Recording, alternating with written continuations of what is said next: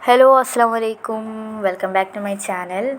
അപ്പോൾ ഇന്നത്തെ വീഡിയോ വെച്ചാൽ ഇന്ന് നമ്മളൊരു വീട്ടിൽ തന്നെ എങ്ങനെ ഈസി ആയിട്ട് ചിക്കൻ മന്തി നമുക്ക് തയ്യാറാക്കി എടുക്കുക എന്നുള്ള വീഡിയോ ആണ്.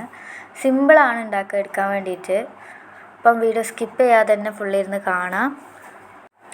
അപ്പോൾ നമുക്ക് മന്തി ഉണ്ടാക്കാൻ വേണ്ടിയിട്ട് ഫസ്റ്റ് തന്നെ നമുക്ക് ക്യാപ്സിക്കം മുറിക്കണം. 2 ക്യാപ്സിക്കമാണ് ഞാൻ ഇവിടെ എടുത്തിട്ടുള്ളത്. അപ്പോൾ 2 ക്യാപ്സിക്കം ചെറുതായി മുറിക്കുക. പിന്നെ കുറച്ചധികം മല്ലിയില മുറിച്ച് വെക്കുക. പിന്നെ ഒരു ചെറിയ ഉള്ളിയും നമുക്ക് കട്ട് ചെയ്ത് മാറ്റി വെക്കേണ്ടതാണ്. അപ്പോൾ ഇതേപോലെ നമ്മൾ ക്യാപ്സിക്കും മല്ലിയിലയും ചെറിയ ഉള്ളിയും കട്ട് ചെയ്ത് മാറ്റി വെച്ചിട്ടുണ്ട് കേട്ടോ.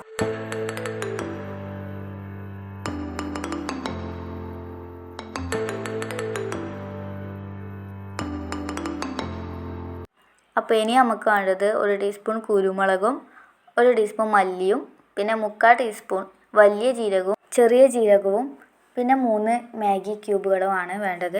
അപ്പോൾ നമുക്കതെടുത്ത് വെക്കാം.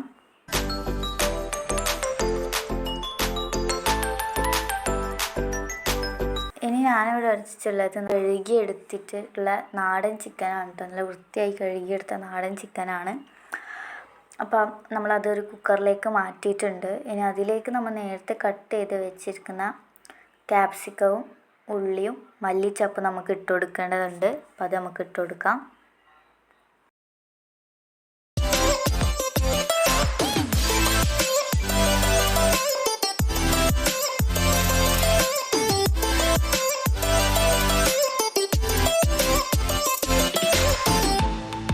ഇനി നമുക്ക് നേരത്തെ എടുത്ത് വെച്ചിട്ടുണ്ടായിരുന്നല്ലോ നമ്മൾ ഒരു ടീസ്പൂൺ കുരുമുളകും 1 ടീസ്പൂൺ മല്ലിയും പിന്നെ 3/4 ടീസ്പൂൺ വലിയ ജീരകവും സാദാ ജീരകവും പിന്നെ ആ 3 മാഗി ക്യൂബുകളും നമുക്ക് ഇതിലോട്ട് ഇടാം.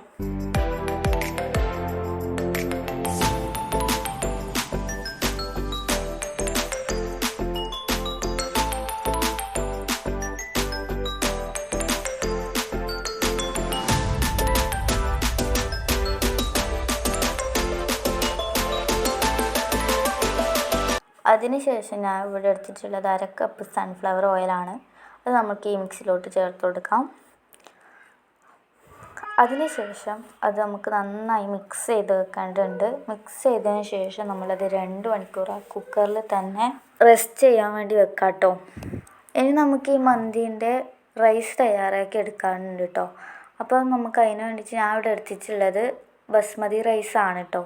അപ്പോൾ നമുക്കതൊരു പാത്രത്തിലേക്ക് ഇട്ട് നന്നായി കഴുകിയെടുക്കാം കേട്ടോ. അത് നന്നായി കഴുകിയെടുക്കണം.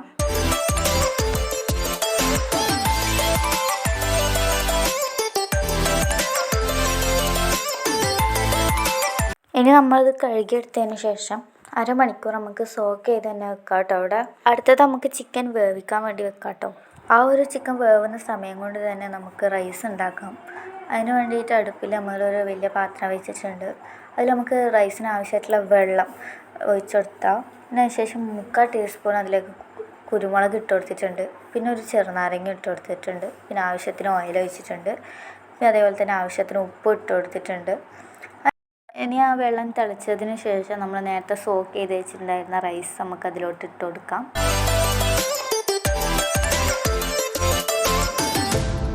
അതിനുശേഷം നമുക്കത് നന്നായിട്ടൊന്ന് മിക്സ് ചെയ്ത് കൊടുക്കാം. ഇനി നമുക്കത് അടച്ച് വെച്ച് നന്നായി വേവിച്ചെടുക്കാം.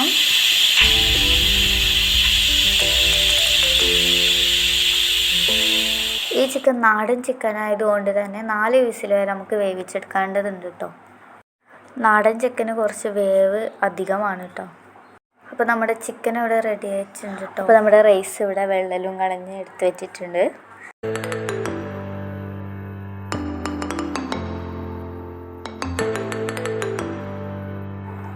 അപ്പോൾ അതിന് ശേഷം നമ്മൾ അടുപ്പിലോട്ടൊരു വലിയ പാത്രം എടുത്ത് വെച്ച് കൊടുക്കാം.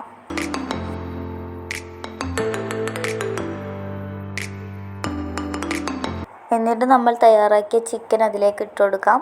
അതിന് മുകളിലായിട്ട് നമ്മൾ ഉണ്ടാക്കിയ റൈസും കൂടി ഇട്ട് കൊടുക്കാം.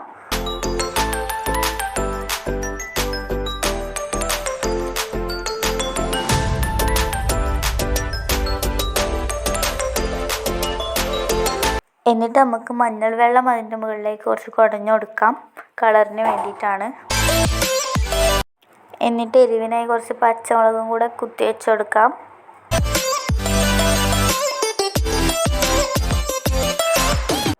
ഇനി നമ്മൾ ഇതിലേക്കൊരു ചെറിയ പാത്രത്തിൽ കനൽ എടുത്ത് വെക്കാം. അതിനുശേഷം അതിലോട്ട് ഓയിൽ ഒഴിച്ച് കൊടുക്കാം. അപ്പോൾ നന്നായി പുക വരും. അപ്പോൾ നമ്മളത് അടച്ച് വെച്ച് കൊടുക്കാം.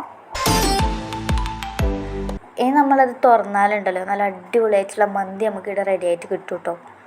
അപ്പോൾ നല്ല കളറോട് കൂടിയിട്ടുള്ള മന്തിയാണ്. ഇനി നമുക്കിത് സെർവ് ചെയ്ത് വേറെ പാത്രത്തിലോട്ട് മാറ്റി വെക്കാം.